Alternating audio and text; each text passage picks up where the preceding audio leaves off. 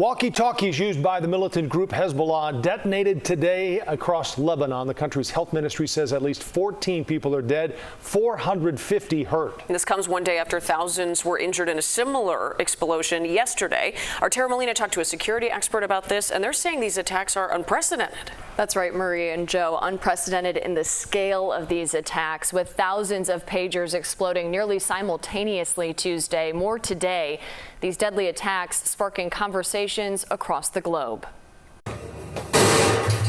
The death toll in these pager and device attacks climbing to at least 26, thousands injured. With dozens of walkie-talkies exploding in Lebanon the day after thousands of pagers carried by the militant group Hezbollah exploded. These videos from overseas shared on social media, giving a look at the magnitude of each one of those explosions. The attacks come after weeks of rising tension between Israel and the Iranian-backed group. Israeli officials offering no public comments on the explosive attacks, but the Associated Press reports Israeli authorities briefed American officials on the operation after the pager explosions Tuesday. A spokesperson for the U.S. military says there was no prior knowledge of the plans, and the United States played no role in the operation.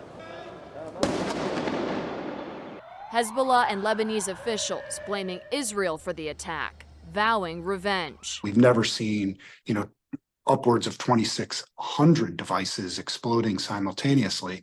That's Phil Andrew. And it creates a fair amount of collateral risk, too. A security expert with decades of experience in national security in the FBI. This has got one for the books in terms of highlights in intelligence operations that were designed to disrupt communication from a terrorist adversary. There's no question. Telling me one element that really stands out here, the ability to infiltrate the supply chain to get explosives into the devices we've seen explode for 2 days now. Someone was able to enter into the supply chain of Hezbollah's acquisition of pagers. And once they entered that supply chain, they were able to insert explosive devices and maybe other ways of tracking Hezbollah movements and then detonate these simultaneously. An exact number of explosive devices still unclear this afternoon. Reuters is reporting 5,000 and developing now at City Hall related to the attacks. This tweet by 42nd Ward Alderman Brendan Riley this afternoon.